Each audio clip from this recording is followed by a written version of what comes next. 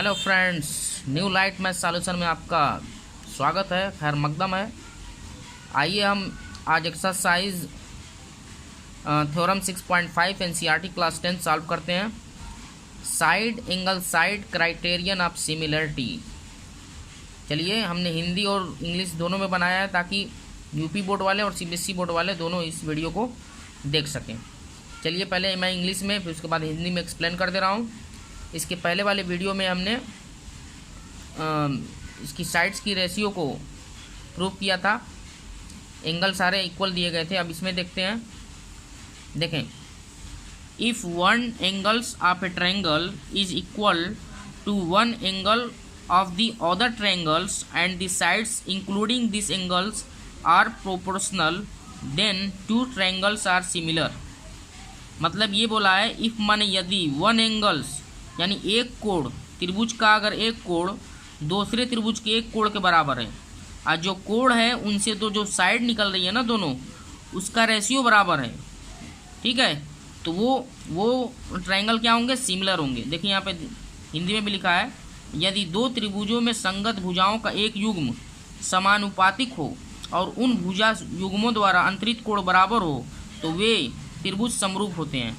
ठीक है, तो थोड़ा हम रफली डायग्राम द्वारा पहले हम समझा देते हैं इसकी स्टोरी को। मतलब ये बोला है कि जैसे हमारे पास दो ट्रायंगल है, जैसे ये है ए बी सी, एक दूसरा ट्रायंगल है हमारे पास, ये है डी ई एफ।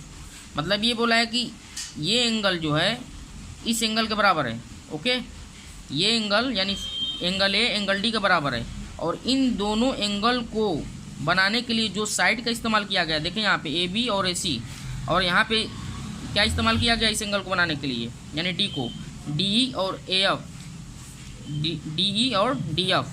ठीक है, तो अब इन दोनों साइड यानी इसका रेशियो इसके रेशियो के बराबर और इसका रेशियो इसके रेशियो के बराबर और ये एंगल इस एंगल के बराबर हो तो प्रूव कीजिए कि A B C D E F के सिमिलर होंगे। ओके, ठीक है, तो इसमें ये जो है side angle side criterion of similarity यानी भुजा कोण भुजा समरूपता कसौटी है ये। ठीक है, तो चलिए जो भी इंफॉर्मेशन है हम लिख दे रहे हैं। तो सबसे पहले हम क्या करेंगे, दो ट्रायंगल बनाते हैं। एक ट्रायंगल ये हो गया आपका, एक दूसरा ट्रायंगल यहीं बना लेते हैं बगल में। ठीक है, तो हमने दो ट्रायंगल बना लिए, A B C D E F. अब हम क्या करेंगे कि यहाँ पे ए बी के इक्वल है, यहाँ पे जैसे हमने जो इसके पहले वाले थ्योरम में कट किया था, डी पी कट कर लेंगे। यहाँ पे एक पॉइंट पी यानी डी पी बराबर यानी ए बी के बराबर हमने डी पी कट कर लिया और ए सी के बराबर हम कुछ कट कर ले रहे हैं। यहाँ मान लीजिए यहाँ क्यू कट कर ले रहे हैं, क्यू। ठीक है, अब इनको क्या करेंगे, ज्वाइन कर देंगे। ये है आपका पी और ये है क्यू। तो हम जो भी गिवन है उसको लिख ले रहे हैं। पहले गिवन क्या है, गिवन हमारे पास है कि triangle A B C and triangle D E F. D E F में क्या है, एंगल ए बराबर एंगल डी है। मतलब ये एंगल जो है इस एंगल के बराबर दिया हुआ है। ठीक है, और ये क्या है, और जैसे एंगल ए बराबर एंगल डी है और A B by D E बराबर किसके दिया है, A C by D F. देखें, मतलब ये वाला एंगल जो बन रहा है ना, ये बी ए सी यानी एंगल ए का नाम क्या है, बी ए सी, एंगल डी का नाम क्या है, ई डी एफ। तो भाई दो साइड का इस्तेमाल इधर भी हुआ है, दो साइड का इस्तेमाल इधर भी दिया हुआ है। ये जो है प्रोपोर्शनल है यानी अनुपात में है। देखें, ए बी का इससे है और ए सी का इससे है और एंगल ए बराबर एंगल डी है। तो इससे हमें क्या रिजल्ट लाना है, अगर यानी अब रिजल्ट हम क्या लाएंगे, ये तीनों एंगल को हम क्या करेंगे, इक्वल दिखा देंगे। जब तीनों एंगल इक्वल हो जाएगा तो ये ट्रायंगल क्या हो जाएगा, सिमिलर हो जाएगा। ओके, ठीक है। तो अब टू प्रूफ क्या करना है, लिख दे रहे हैं। टू प्रूफ ये करना है, यानी सिद्ध करना है, सिद्ध करना है। ये है गिवन माने दिया गया है। चलिए मैं हिंदी में भी लिख रहा हूँ, इंग्लिश में भी दिया गया है, ठीक है। ये दिया गया। टू प्रूफ क्या करना है कि ट्रायंगल यानी त्रिभुज ABC सिमिलर दिखाना है ट्रायंगल DEF के, ठीक है।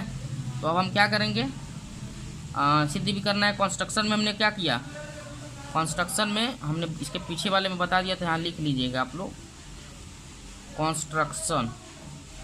कंस्ट्रक्शन का मतलब होता है रचना। रचना में कट AB बराबर DP एंड AC बराबर DQ, ज्वाइन यानी मिलाया। अब देखते हैं, अब लिखेंगे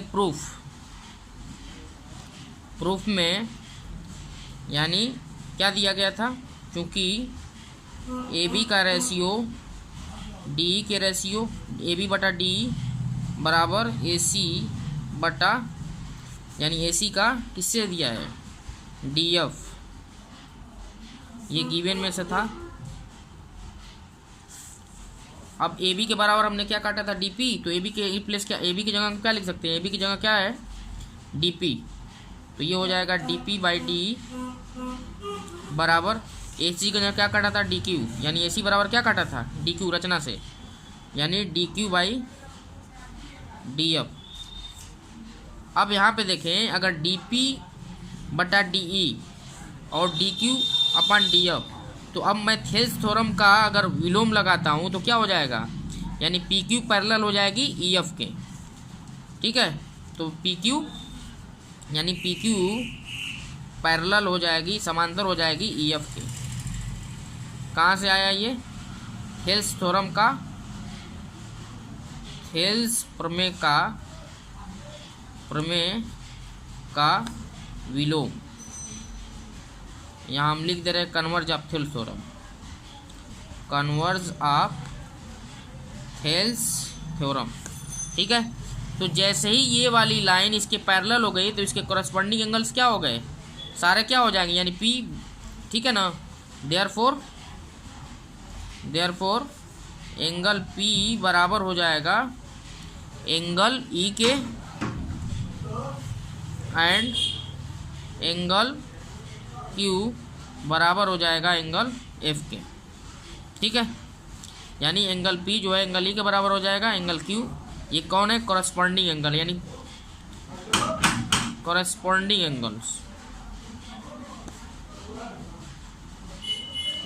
एंगल्स, ओके। देखें, अब जैसे ये इसको मैं बोल दे रहा हूँ फर्स्ट इक्वेशन और ये second equation. Now in triangles, अब यहाँ से देखें, अब मैं क्या करूँगा, इस वाले ट्रायंगल को इसके कॉन्ग्रुएंट प्रूव करूँगा। Now in triangle ABC and triangle DPQ, triangle DPQ, okay. ABC and triangle DPQ को हम कॉन्ग्रुएंट प्रूव कर देंगे। तो AB बराबर क्या है, AB बराबर DP, AB बराबर है DP। कहाँ से आया, बाई कंस्ट्रक्शन। फिर उसके बाद AC बराबर DQ, AC बराबर DQ, ये कहाँ से आया, बाई कंस्ट्रक्शंस। और एंगल A बराबर एंगल D, ये गिवन है। तो by side rule triangle ABC congruent हो गया ट्रायंगल DPQ के। अब जैसे ही ये कॉन्ग्रुएंट प्रूव हो गया तो इसके जो भी कॉरस्पॉन्डिंग एंगल हैं वो क्या होंगे, क्रमागत कोण क्या हो जाएंगे, सब बराबर हो जाएंगे। अब देखते हैं यहाँ पे फिगर पे, एंगल P के बराबर हो जाएगा और angle angle C angle Q के बराबर हो जाएगा। तो एंगल बी बराबर एंगल पी, एंगल बी बराबर एंगल पी, इसको बोल दे रहे हैं थर्ड इक्वेशन। और एंगल सी बराबर हो जाएगा एंगल, देखें एंगल बी बराबर एंगल पी, एंगल सी बराबर एंगल क्यू, एंगल सी बराबर एंगल सी बराबर एंगल सी बराबर देखते हैं यहाँ पे एंगल सी बराबर एंगल क्यू, एंगल सी बराबर एंगल क्यू, एंगल सी बराबर एंगल क्यू। अब यहाँ पे देखते हैं, यहाँ पे हमने देखा कि P बराबर ई पहले हमने प्रूव कर दिया था। अगर B बराबर P हो रहा है तो B बराबर ई हो जाएगा, और C बराबर हमने अगर Q प्रूव कर दिया है तो C बराबर क्या हो जाएगा, F हो जाएगा। तो हम क्या लिख सकते हैं, सभी समीकरणों को अगर देखते हैं तो B बराबर क्या हो जाएगा, एंगल B बराबर, देखें यहाँ पे एंगल B बराबर एंगल P है, तो एंगल P बराबर ई है, तो एंगल B बराबर क्या आया, P, तो एंगल B बराबर ई आया, एंगल B बराबर ई हो गया। तो एंगल B बराबर हो गया आपका, एंगल B बराबर हो गया एंगल ई, और यहाँ पे आ गया एंगल C बराबर एंगल F, एंगल C बराबर एंगल F, और एंगल A बराबर एंगल D आपका दिया ही था। तो हम देखते हैं by A criterion of similarity, triangle ABC similar हो गया ट्रायंगल PQ, ट्रायंगल DEF के।